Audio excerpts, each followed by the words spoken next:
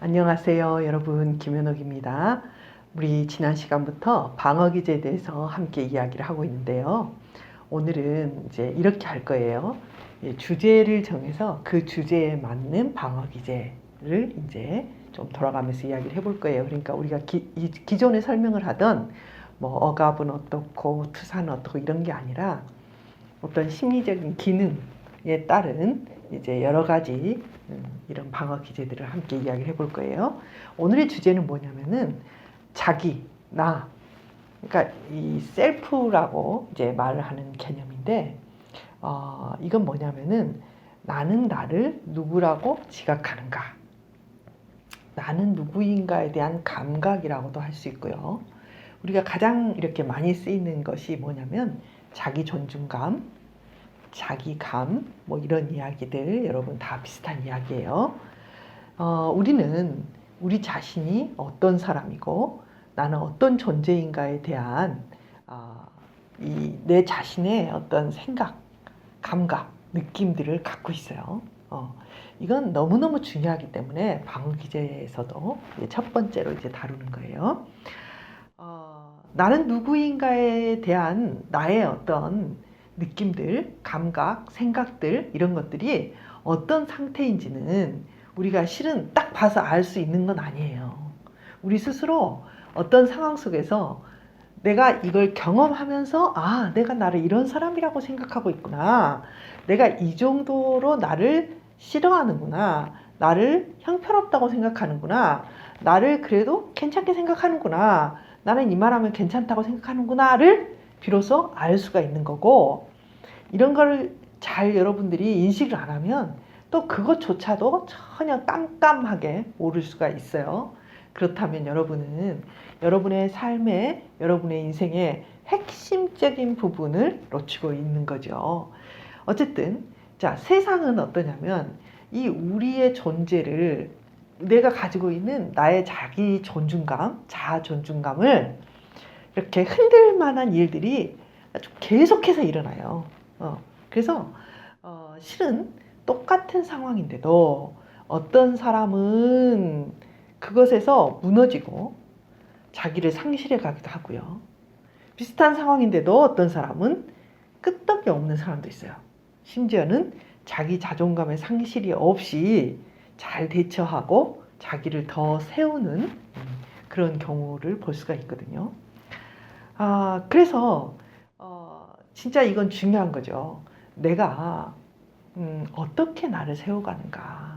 그런데 이 나를 세워가고 이제 여기서 사람들은 지난 시간에 말씀드렸듯이 자신의 삶을 무너지지 않게 하기 위해서 순간순간 우리는 우리 자신들을 조정하고 우리의 마음의 어떤 균형을 잡으려고 노력을 하는데, 어쨌든 이 노력을 하는 것에 있어서 이제 자기라는 측면에서 봤을 때 중요한 것을 몇 가지 언급을 하고 넘어가려고 해요.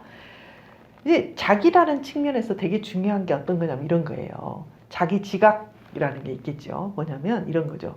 나는 어떤 걸 좋아하고, 나는 무엇을 잘하고, 나는 무엇을 싫어하고, 나의 능력은 어느 정도고, 나는 무엇을 향해서 가고 있고, 뭐 이런 것들을 스스로 인식을 하는 것, 이걸 자기 지각이라고 할 수 있어요.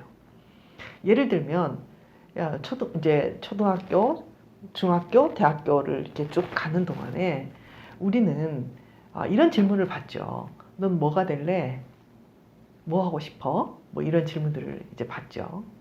그런데 이제 어떤 애가 이렇게 대답을 해봤다고 해요. 저는요, 수학을 잘하기는 하는데 잘 모르겠어요. 전 이과를 가야 될 것 같아요. 근데 뭘 해야 될지 잘 모르겠어요. 뭐 이걸 하고 싶기는 한데 그건 취업이 안 된다고 하니까요. 또 요것도 하고 싶기도 한데 그건 재미가 별로 없을 것 같기도 하고요. 제가 또 요걸 하려고 하는데 엄마는 그걸 하지 말래요. 뭐 이렇게 되면 자기 지각이 되게 낮은 거죠. 근데 만일에 어떤 사람이 저는요 아직 관은 안 정했는데요, 만들기를 좋아해요. 그런데 쓰는 건 되게 싫어해요. 저는 뭘 하더라도 이렇게 손으로 만들고 그 뭐 하는 거를 해야 돼요. 그러니까 예를 들면 미술을 하든지 뭐 공대를 가든지 뭔가 저는 손으로 하는 걸 되게 좋아해요. 그걸 할 거예요. 제가 못하는 거 글쓰기라든지 숫자 계산이라든지 이런 거는 못할 것 같아요. 그럼 누가 더 자기 지각이 잘 된 거예요? 후자죠, 후자. 그럼 뭐 이런 거죠. 그러니까 뭐 잘났다, 잘했다, 못했다의 판단이 중요한 게 아니라 이걸 하게 되려면 이 옳고 그르고 똑똑하고 안 똑똑하고 뭐 이게 더 낫고 덜 낫고 여기에 사로잡히면요 자기 지각을 굉장히 방해하게 돼요. 오늘날 우리가 되게 이 자존감이 낮아지고 자기 존중감이 문제가 되는 이유가 뭐냐면 이 사회가 일방적인 가치관, 일방적인 어떤 뭐 우수하고 뭐 우수하지 않고 공부 잘하고 못하고 이런 걸로 자꾸 가르기 때문에 자기 지각의 측면을 활성화시키기가 어려운 단계고요. 그래서 우리 아이들이 되게 힘들어요. 또 이제 이런 것도 있겠죠. 자, 자기를 존중하는가? 나는 얼마나 근본적으로 내 자신을 존중하는가? 이런 것도 되게 중요하죠. 이렇게 무슨 일을 이렇게 예를 들면 실수를 했어요. 실수를 했는데 이 실수를 한 것에 대해서 어떤 사람은 굉장히 견디기 힘들어하죠. 그리고 자기를 비난해요. 그것도 못하다니. 응? 정말 그 말이 돼? 내가 꼭 왜 그랬지? 바보 아니야? 이렇게 갈 수도 있죠. 근데 어떤 사람은 이런 상황에서도 자기에 대한 좋은 느낌을 유지하기도 해요. 아유, 이거 실수했네. 어떡하지? 근데 그럴 수도 있지 뭐. 그리고 그렇게 큰 일은 아니잖아? 그리고 또 이제 또 하면 되지 뭐. 이렇게 해서 자신에 대한 어떤 좋은 느낌을 유지하면서 그걸 이겨나가기도 한단 말이에요. 그리고 이제 그렇게 이겨나가는 데 있어서 필요한 게 뭐냐면 이런 거예요. 자기 격려. 그래. 어쩔 거야, 뭐. 그럴 수도 있지 뭐. 응? 뭐 이왕 실수한 거 어쩔 거야. 응? 다시 해야지 뭐. 더 큰일도 있는데 뭐 하자. 뭐 이렇게 가는 사람도 있고 어떤 사람들은 이제 반대의 사람도 있겠죠. 이런 자기 존중감이죠. 자기 존중감이 어떤가. 제가 이제 늘 이야기했던 자기 내면의 자기에 대한 태도, 나를 얼마나 존중하는가, 뭐 이런 것들이 되게 중요해요. 중요한데, 자, 이 좋은 자기 존중감, 좋은 자기 지각을 가지고 있으면 이 방어 기제도 더 좋은 것을 쓸 수가 있어요. 그리고 방어 기제를 덜 쓸 수 있죠. 그런데 이 자기 감이 허약하고 견디기 어려운 일이 생겼을 때 우리는 무너지기보다는 자기를 지키기 위해서 이 방어 기제를 갖다가 써요. 그래서 이제 그 자기를 지키기 위한 전략, 우리가 늘 쓰고 있는 전략이 무엇인가에 따라서 성격 구조가 결정이 돼요. 굉장히 방어 기제하고 이 사람의 성격하고는 긴밀한 연관성을 가지고 있어요. 자, 첫째, 가장 많이 쓰는 걸 한번 보죠. 나의 자기 존중감이 위협을 받을 때 나를 지키기 위해서 가장 많이 쓰는 것 중에 하나가 뭐냐면 자기를 과대화하는 거예요. 자기 과대. 그랜디우스하게 자기를 평가하는 거예요. 내가 누군데? 응? 난 잘해. 내 최고야. 내 수준이 뭔지 알아? 뭐 이런 느낌을 막 스스로 고양시키는 거예요. 우리는 이런 성격을 자기애성 성격이라고 해요.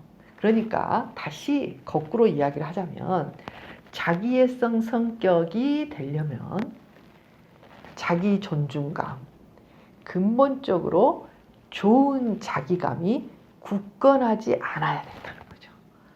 사람들이 이걸 이해를 못해요.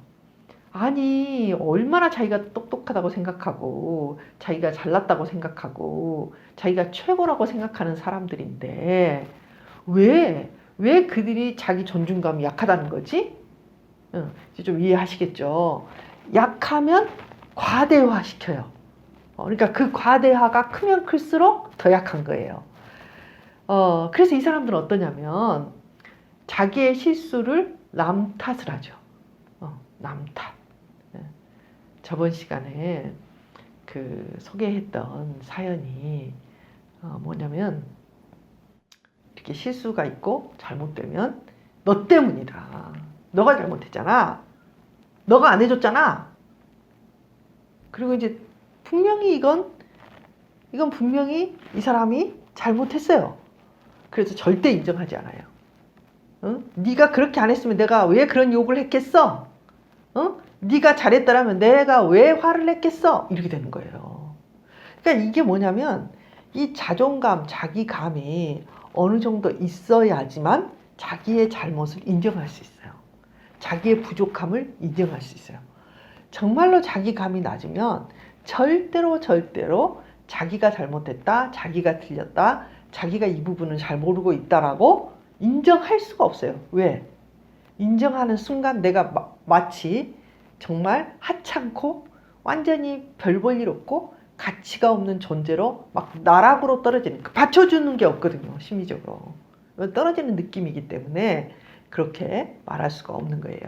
그래서 이 사람들은 막 격분을 하죠. 이렇게 자기감이 낮아지는 순간이 되면 옆에 있는 사람들에게 막 화를 내고 막 요구를 하고 너 때문이라고 말해요. 그리고 그 다음에 이제 쓰는 이제 방어 기제로 말하자면 폄하를 같이 써요. 그러니까 과대화와 폄하를 같이 쓰면서 다른 사람들에게 너 때문이야. 네가 한 게 뭐야? 응? 내가 그런다고 했지? 뭐 이렇게 하면서 이제 가는 거죠. 그럼 반대로 이 자기를 과대화시키는 사람이 있는가 하면 무슨 일이 생기고 실수를 하면 자기를 위축시키고 자기를 파괴하면서 자기를 부인하고 자기를 축소하고 이렇게 완전히 자기를 억압하는 쪽으로, 자기를 이렇게 위축시키는 쪽으로 가는 기제를 쓰는 사람들도 있어요. 뭐냐면 실수를 했어. 그럼 실수를 하면 실은 이 실수나 잘못된 게 모든 게 내 탓도 아니고요. 모든 게 상황의 탓도 아니에요. 섞여 있고 또 대부분의 실수는 그럴 수 있는 일들이에요. 그런데 이제 거기에서 늘 내 자신에게 비난하고 나를 위축시키는 기제를 쓰는 사람들은 그래, 나는 원래 재능이 없어. 그래, 내가 원래 무능하잖아. 그래, 너는 그렇게 생겨 먹었어. 이렇게 가는 사람들이 있어요. 자, 자기 과대화를 시키는 사람들의 성격은 자기애성 성격으로 간다면 자기를 위축시키고 자기를 부인하고 자기를 파괴적으로 가는 기제를 쓰는 사람들은